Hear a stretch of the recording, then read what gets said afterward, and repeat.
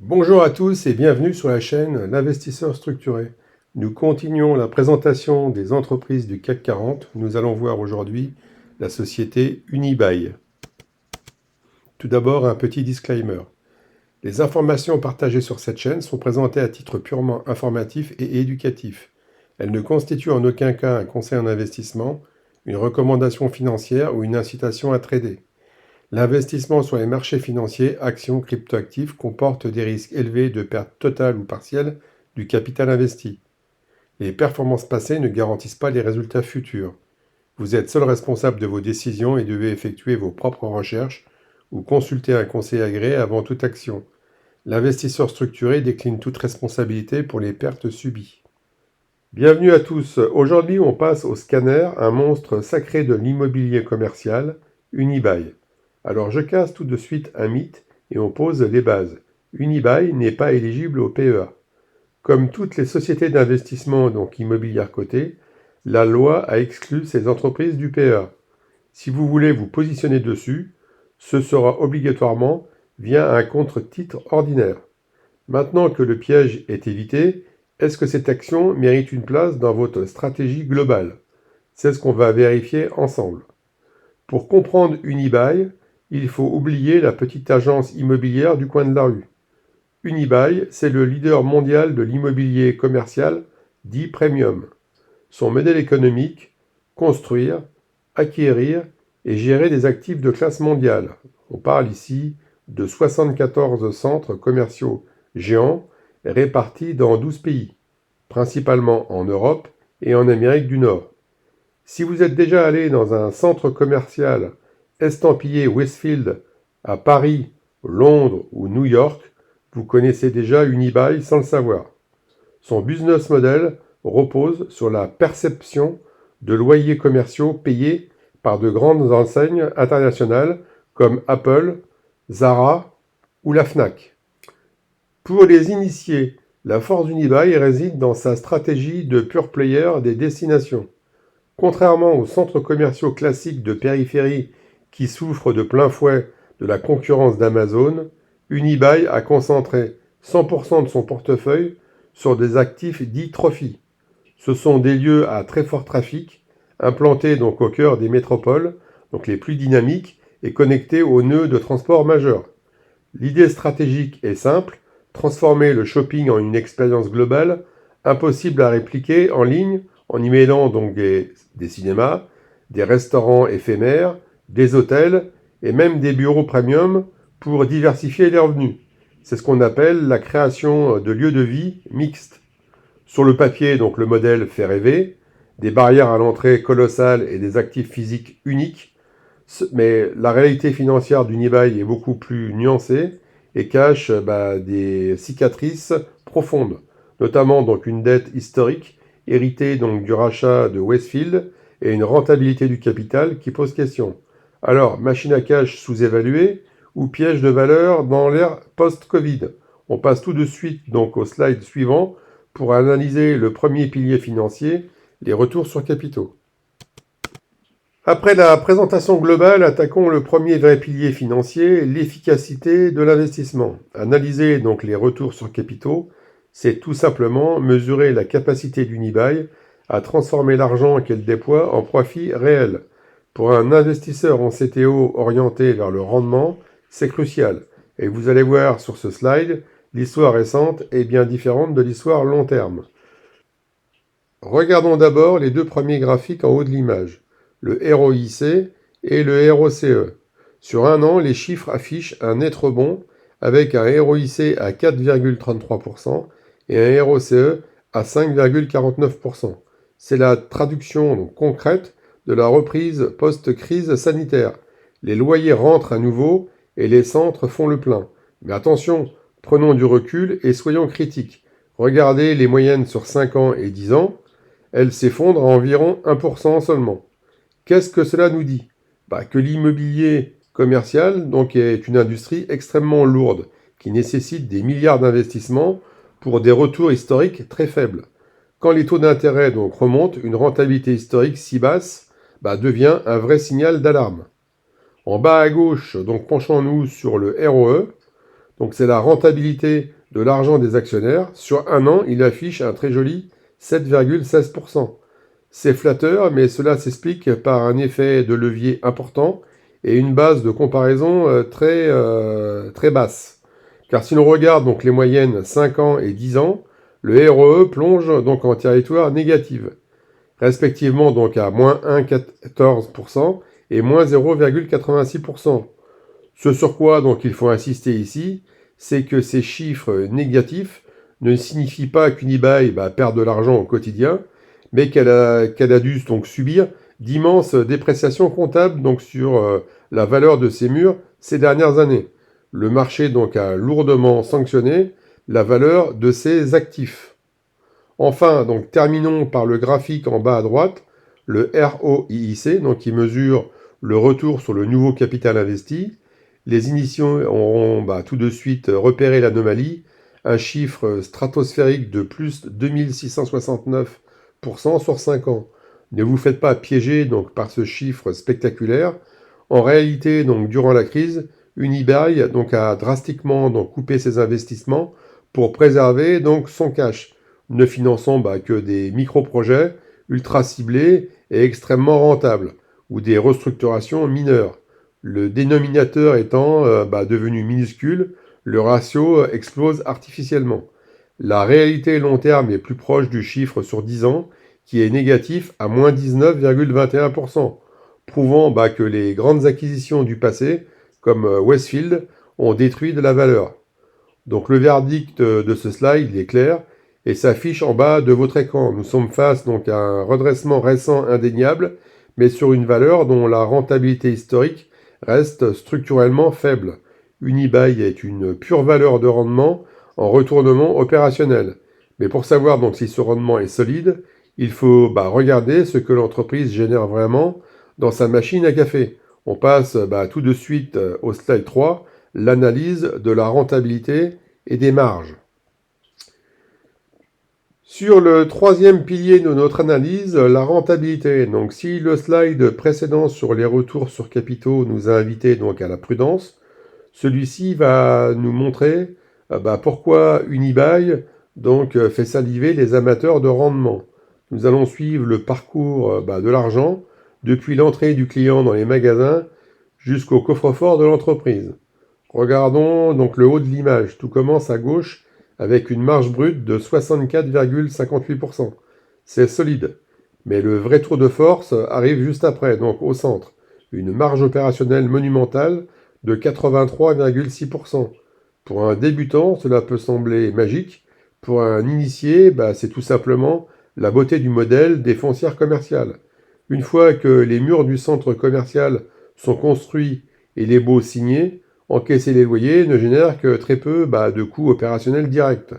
En bout de chaîne, donc à droite, la marge nette ressort à un excellent 41,47%.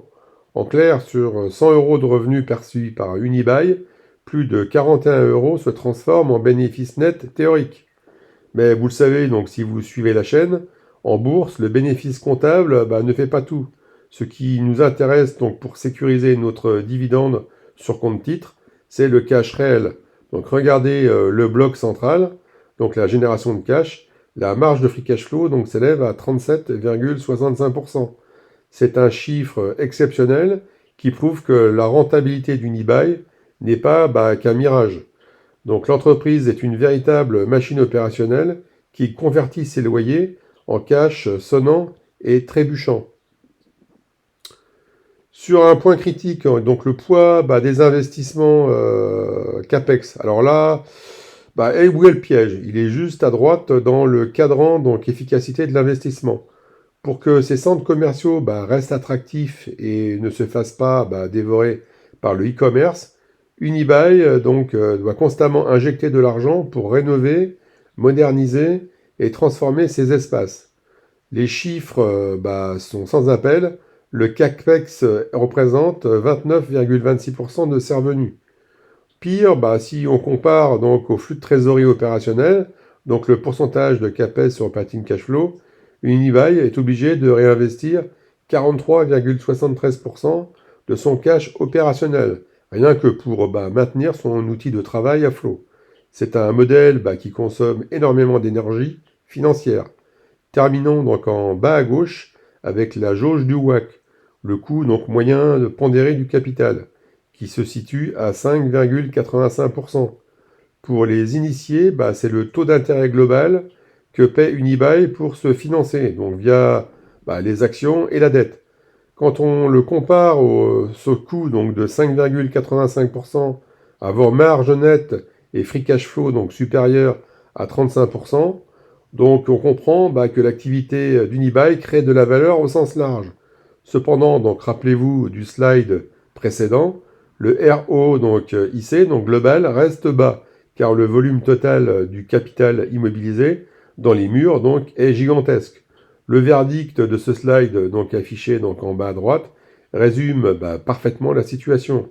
Nous avons donc une excellente rentabilité opérationnelle, mais le poids des investissements nécessaires à la survie du commerce physique est un élément crucial à surveiller. Ce cash flow serait-il suffisant pour alimenter donc une croissance future? C'est ce que nous allons découvrir tout de suite avec le slide suivant.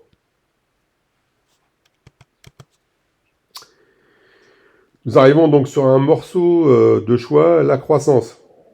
Et la visibilité donc d'Unibail, c'est ici que l'analyse quantitative devient passionnante, car les chiffres à court terme peuvent être extrêmement trompeurs. Donc si on ne les passe pas donc au microscope. Regardons ensemble comment se comporte le modèle de l'entreprise. Analysons d'abord le premier bloc à gauche, la croissance du chiffre d'affaires, ou CA, donc sur un an, affiche donc une baisse de moins 6,07%. Donc c'est le signe d'une rupture récente liée donc aux cessions d'actifs stratégiques menées par le groupe pour tenter de se désendetter. Heureusement donc sur 5 ans, la croissance affiche un très beau plus 25,21% en vert. Mais attention, donc c'est un effet de rattrapage mécanique par rapport à la période Covid où les centres étaient fermés. Si on prend de la hauteur sur 10 ans, le chiffre d'affaires stagne à plus 4,45%. Donc sur une décennie, donc Unibail n'a presque pas progressé en termes de revenus. Passons au bloc donc en haut à gauche, et c'est là qu'il faut ouvrir l'œil. Si vous regardez donc l'EPS, donc le bénéfice par action, sur un an, vous voyez un chiffre stratosphérique, plus 743,81%. Donc un débutant pourrait crier au génie et foncer acheter l'action. Mais un initié sait qu'il s'agit d'une illusion statistique due à un effet de base. Unibail partait de profits proches de zéro, voire négatifs à cause des dépréciations. Forcément, donc le moindre retour à la normale fait exploser le pourcentage. La réalité, donc long terme, est bien plus glaciale. L'EPS sur 5 ans est totalement à plat, à 0%, et sur 10 ans, il s'effondre de moins 9,37%. Donc le pouvoir de gain historique par action a été lourdement détruit. Regardons donc maintenant vers l'avenir avec le bloc en bas à gauche. Donc qu'attendent les analystes pour les 3 à 5 prochaines années? Donc pas de miracle, la boussole indique une croissance future du chiffre d'affaires très timide de plus 1,41% et une hausse de l'EPS limitée à plus 3,59%. Donc Unibail a atteint une taille critique et le marché des centres commerciaux donc est saturé. La croissance ne sera pas donc le moteur de votre performance sur cette action. Tout reposera sur l'optimisation des coûts et le rendement. Enfin, terminons par le point le plus préoccupant du slide, sous la loupe donc en bas à droite, donc la prédictivité du chiffre d'affaires, qui n'est que de 23,92%. C'est un indice de confiance particulièrement faible. Dans l'immobilier, donc on aime la régularité et les loyers prévisibles. Ici, entre le renouvellement des baux complexes, le risque de faillite de certaines enseignes de prêt-à-porter et la restructuration permanente du portefeuille, la visibilité est très faible pour les années à venir. Comme l'indique donc la synthèse critique donc en bas du slide, la croissance récente de l'EPS est artificielle et masque une stagnation lourde sur le long terme. Avec une visibilité future aussi faible, La prudence est de mise pour quiconque cherche donc un rendement pérenne sur un compte titre. Et pour comprendre si le cash actuel permet de compenser ce manque de croissance, passons tout de suite au slide suivant sur les cash flows. Donc sur ce slide, c'est le véritable cœur du réacteur d'une foncière comme Unibail. Pourquoi? Parce que comme nous l'avons vu, les bénéfices comptables subissent des dépréciations d'actifs massives qui masquent la réalité. Le cash flow, lui, il ne ment pas. C'est l'argent réel qui entre et qui sort. Séparons donc les deux grandes familles de cash visibles sur notre slide. Donc regardons d'abord la partie gauche du slide dédiée au free cash flow. Donc c'est l'argent qui reste dans les caisses une fois que l'entreprise a payé ses frais de fonctionnement et surtout ses investissements de maintenance. Sur un an, le chiffre est spectaculaire, plus 30,58% de croissance. C'est un rebond massif qui valide donc la reprise de l'activité commerciale. Mais si l'on regarde donc l'historique, la trajectoire est en montagne russe, comme l'illustre donc la jauge en bas du slide. Sur 5 ans, le free cash flow affiche une baisse moyenne de 4,15%. La crise sanitaire est passée par là, asséchant totalement le cash disponible. Heureusement, sur 10 ans, le free cash flow maintient une croissance positive de plus 7,67%, prouvant la résilience à long terme de ces actifs d'exception. Si on passe maintenant sur la partie droite, donc l'operating cash flow, c'est le flux de trésorerie généré purement par l'exploitation courante, c'est-à-dire l'encaissement de loyer avant la case investissement. Donc sur 5 ans et 10 ans, l'operating cash flow montre une belle régularité avec respectivement plus 7,54% et plus 3,75% de croissance. C'est la force tranquille du modèle de foncière. Donc les locataires paient leur loyer de manière stable sur le moyen terme. Cependant, ouvrez l'œil sur le chiffre à court terme. L'operating cash flow sur un an affiche une baisse de moins 6,56%. Donc comment expliquer cette baisse alors que les centres se portent bien?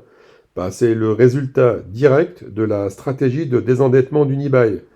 Pour réduire sa dette, le groupe vend des centres commerciaux, notamment aux États-Unis.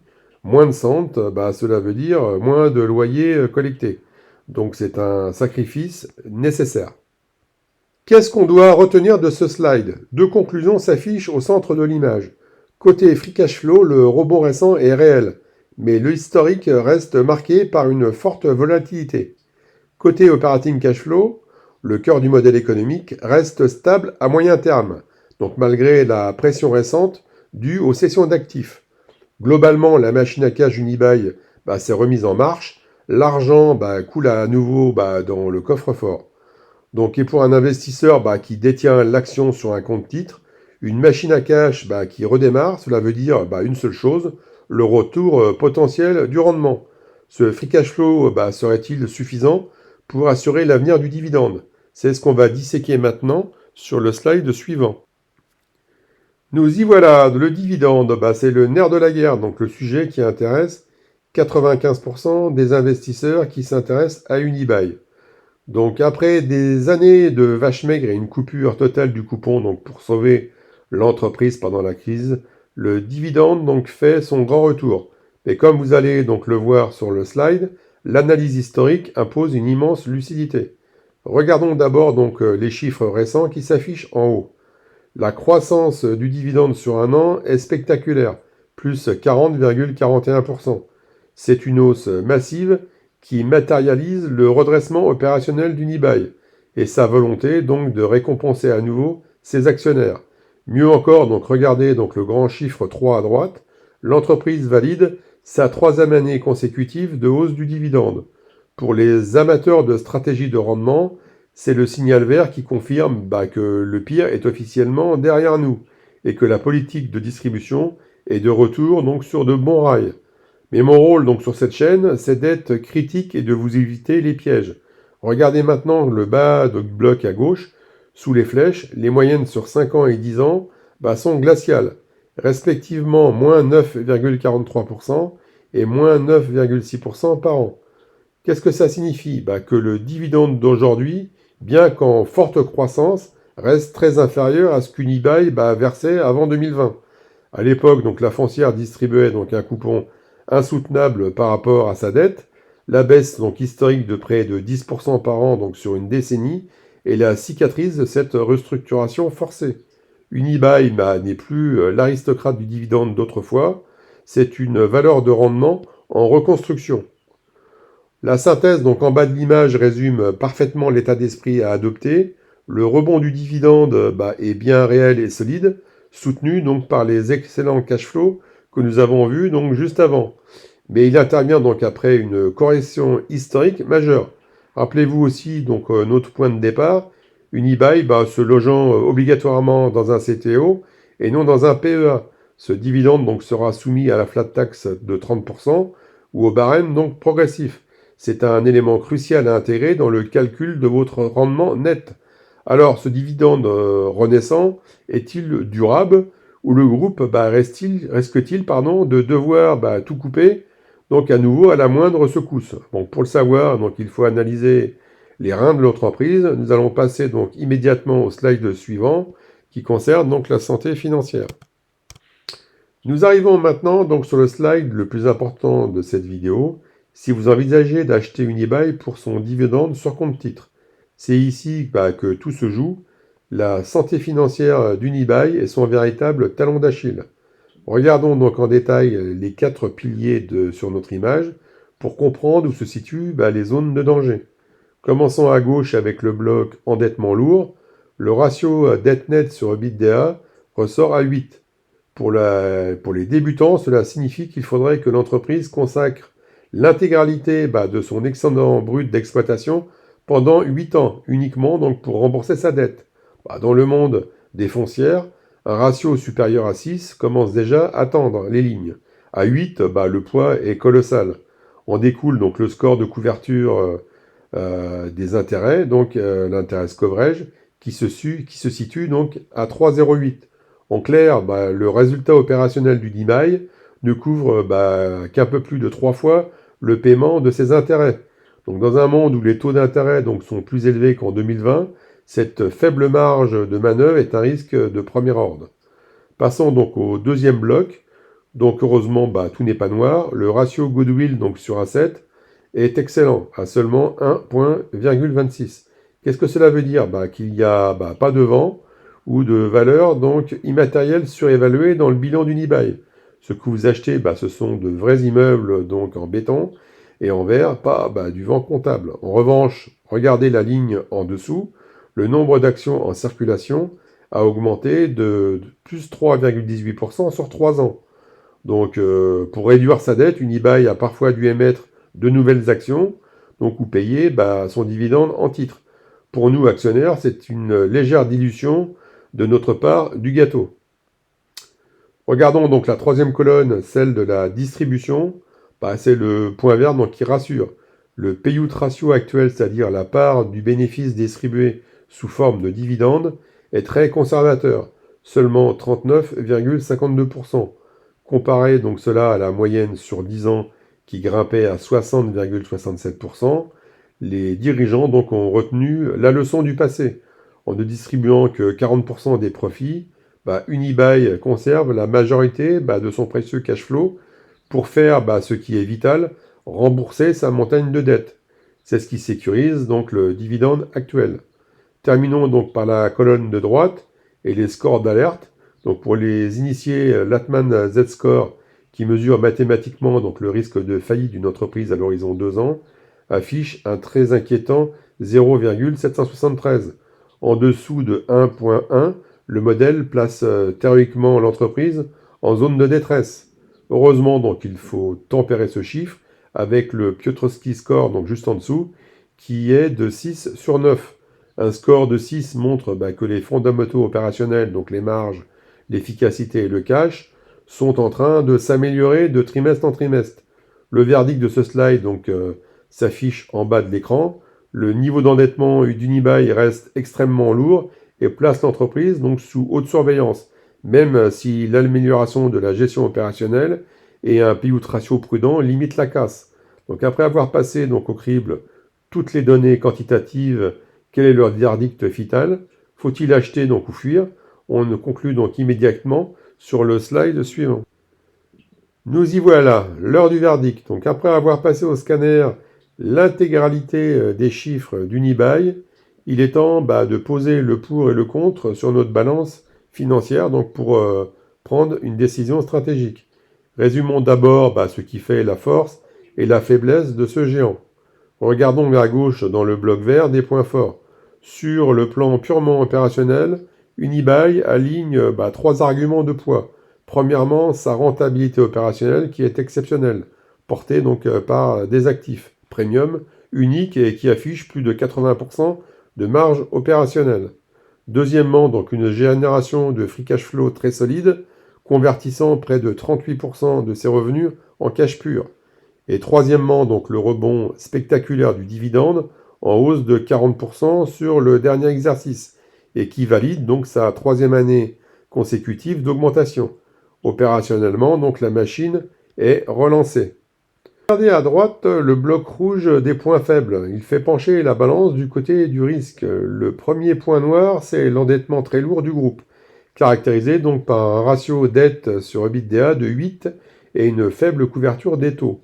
Le deuxième point faible, c'est la rentabilité historique médiocre du capital, avec un ROIC et un ROCE sur 10 ans donc inférieur à 1,5%, prouvant que l'immobilier reste une industrie lourde. Enfin, la visibilité sur le chiffre d'affaires à moyen terme reste très limitée, donc avec une prédictibilité d'à peine 23%. Alors, quel est le verdict final, donc affiché en bas de votre écran? Comme l'indiquent nos jauges de positionnement, Unibail est une pure valeur de rendement en retournement à très haut risque. Ce n'est en aucun cas donc une action de croissance et ce n'est pas non plus donc un investissement de bon père de famille tranquille. C'est une entreprise idéale donc si vous cherchez à diversifier votre portefeuille global dans l'immobilier commercial premium sous-évalué, mais elle doit être placée donc sous haute surveillance en raison donc de sa dette. Et je termine donc par le rappel le plus important de cette vidéo, affiché donc tout en bas donc en lettres d'or, action éligible au CTO uniquement, pas de PEA. Gardez bien donc en tête que sa flat tax de 30% s'appliquera sur vos dividendes, ce qui doit être intégré donc dans votre calcul de rendement net global. Ne faites pas l'erreur de chercher le ticket donc sur votre plan d'épargne en action. Voilà pour cette analyse complète d'Unibail. Si ce format chiffré, critique et transparent vous a plu, n'oubliez pas de laisser donc un énorme pouce bleu et de vous abonner à la chaîne donc pour ne pas rater donc les prochaines analyses. Et vous, est-ce que vous possédez du Unibail dans votre compte titre ou est-ce que la dette vous a fait fuir? Donnez-moi votre avis dans les commentaires, je lis tout le monde. Donc cette vidéo est maintenant terminée. Je vous dis à bientôt. Merci.